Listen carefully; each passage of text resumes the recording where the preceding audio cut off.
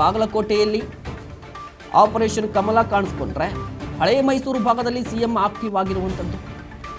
ಶತಾಯ ಗತಾಯ ಹಳೆ ಮೈಸೂರು ಭಾಗದಲ್ಲಿ ಬರುವಂಥ ಒಂದಿಷ್ಟು ಲೋಕಸಭಾ ಕ್ಷೇತ್ರದಲ್ಲಿ ಪ್ರಮುಖವಾಗಿ ಮೈಸೂರು ಚಾಮರಾಜನಗರ ಲೋಕಸಭಾ ಕ್ಷೇತ್ರ ಸಿಎಂ ಸಿದ್ದರಾಮಯ್ಯನವರಿಗೆ ಪ್ರತಿಷ್ಠೆಯಾಗಿದೆ.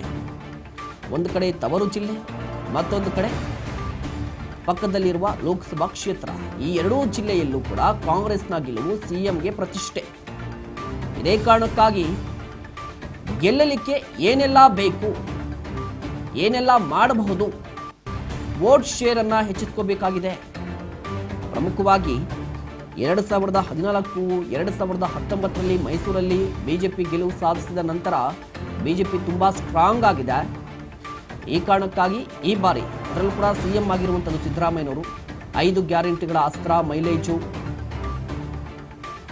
ಸಿಎಂ ಆಗಿದ್ದಾಗಲೇ ತವರು ಜಿಲ್ಲೆಯಲ್ಲಿ ಕಾಂಗ್ರೆಸ್ ಸೋಲಾದರೆ ಒಂದು ರೀತಿಯಾಗಿ ಅವ್ರಿಗೂ ಕೂಡ ಅವರ ತಾಕತ್ತಿನ ಪ್ರಶ್ನೆ, ಸಾಮರ್ಥ್ಯದ ಪ್ರಶ್ನೆಯನ್ನು ಕೇಳಲಾಗುತ್ತೆ. ಪರಿಸ್ಥಿತಿ ಬಗ್ಗೆ ಇನ್ನಷ್ಟು ಮಾಹಿತಿಯನ್ನು ಪಡೆಯೋಣ.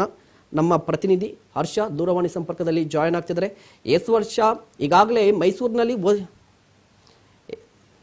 ಈಗಾಗಲೇ ಮೈಸೂರು ಲೋಕಸಭಾ ಕ್ಷೇತ್ರ ಸಾಕಷ್ಟು ಕುತೂಹಲಕ್ಕೆ ಕಾರಣವಾಗ್ತಾ ಇರುವಂಥದ್ದು. ಏನು ನಡೀತಿದೆ ಮೈಸೂರಲ್ಲಿ, ಅದರಲ್ಲೂ ಕೂಡ ಸಿಎಂ ಸಿದ್ದರಾಮಯ್ಯನವರು ಅಲ್ಲೇ ಇರುವಂಥದ್ದು?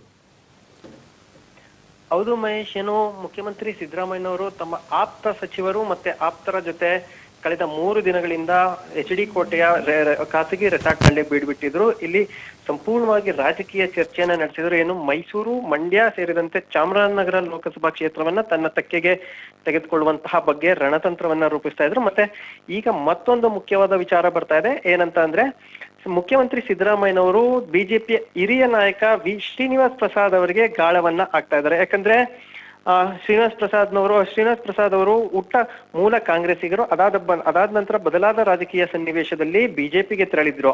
ಆದ್ರೆ ಬಿಜೆಪಿಯಿಂದ ಸಂಸದರು ಸಹ ಆಗಿದ್ರು. ಮತ್ತೆ ಅವರ ಅಳಿಯನಿಗೆ ಡಾಕ್ಟರ್ ಮೋಹನ್ ಇರ್ಬೋದು ಅಥವಾ ಹರ್ಷವರ್ಧನ್ ನಂಜನಗೂಡಿನ ಮಾಜಿ ಶಾಸಕರಿದ್ರು, ಅವರಿಗೆ ಚಾಮರಾಜನಗರ ಲೋಕಸಭಾ ಟಿಕೆಟ್ ಅನ್ನ ಬಿಜೆಪಿಯಿಂದ ಕೇಳಿದ್ರು. ಆದ್ರೆ ಚಾಮರಾಜನಗರ ಲೋಕಸಭಾ ಟಿಕೆಟ್ ಬಾಲರಾಜು ಅವರಿಗೆ ಆಗಿದೆ. ಹೀಗಾಗಿ ಇದರಿಂದ ಬಿಜೆಪಿ ಪಕ್ಷದ ಬಗ್ಗೆ ಶ್ರೀನಿವಾಸ್ ಪ್ರಸಾದ್ ಅವರು ಅಸಮಾಧಾನಗೊಂಡಿದ್ರು ಅಂತ ಹೇಳಲಾಗ್ತಾ ಇತ್ತು. ಆದ್ರೆ ಆ ಅಸಮಾಧಾನವನ್ನ ಎಲ್ಲೂ ಸಹ ಹೊರಗಡೆ ತೋರಿಸ್ಕೊಂಡಿರಲಿಲ್ಲ ಶ್ರೀನಿವಾಸ್ ಪ್ರಸಾದ್ ಅವರು.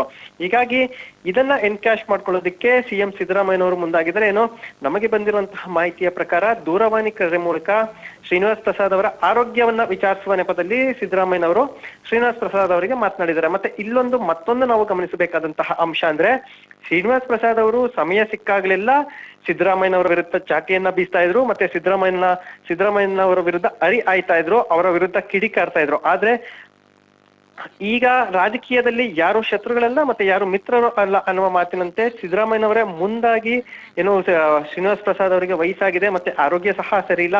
ಹೀಗಾಗಿ ಆ ಆರೋಗ್ಯವನ್ನ ವಿಚಾರಿಸುವ ನೆಪದಲ್ಲಿ ಅವರಿಗೆ ದೂರವಾಣಿ ಕರೆಯನ್ನ ಮಾಡಿ ಮಾತನಾಡಿದ್ದಾರೆ. ಈ ವೇಳೆ ನಮ್ಗೆ ಚಾಮರಾಜನಗರ ಇರ್ಬೋದು ಮತ್ತೆ ಮೈಸೂರು ಭಾಗದಲ್ಲಿ ನಮ್ಮ ಕಾಂಗ್ರೆಸ್ ಅಭ್ಯರ್ಥಿಗಳಿಗೆ ನೀವು ಸಹಾಯವನ್ನ ಮಾಡಿ, ಸಪೋರ್ಟ್ ಅನ್ನ ಮಾಡಿ. ಇದರಿಂದ ನೀವು ನಮ್ಮ ಪಕ್ಷಕ್ಕೆ ಸಪೋರ್ಟ್ ಅನ್ನ ಮಾಡಿದ್ರೆ ಖಂಡಿತವಾಗ್ಲೂ ನಾವು ಗೆದ್ದೇ ಗೆಲ್ತೀವಿ. ಯಾಕಂದ್ರೆ ಶ್ರೀನಿವಾಸ್ ಪ್ರಸಾದ್ ಅವರು ಹಳೆ ಮೈಸೂರು ಪ್ರಾಂತದಲ್ಲಿ ಹಿರಿಯ ದಲಿತ ನಾಯಕರು. ಮತ್ತೆ ಅವರಿಗೆ ದಲಿತ ಮತಗಳ ಬಗ್ಗೆ, ದಲಿತ ವೋಟ್ ಬ್ಯಾಂಕ್ ನಲ್ಲಿ ಒಂದಷ್ಟು ಸಂಪೂರ್ಣವಾದಂತಹ ಹಿಡಿತಾ ಇದೆ. ಇದನ್ನ ಎನ್ಕ್ಯಾಶ್ ಮಾಡ್ಕೊಳ್ಳೋದಕ್ಕೆ ಸಿದ್ದರಾಮಯ್ಯನವರು ಮುಂದಾಗಿರುವಂತದ್ದು.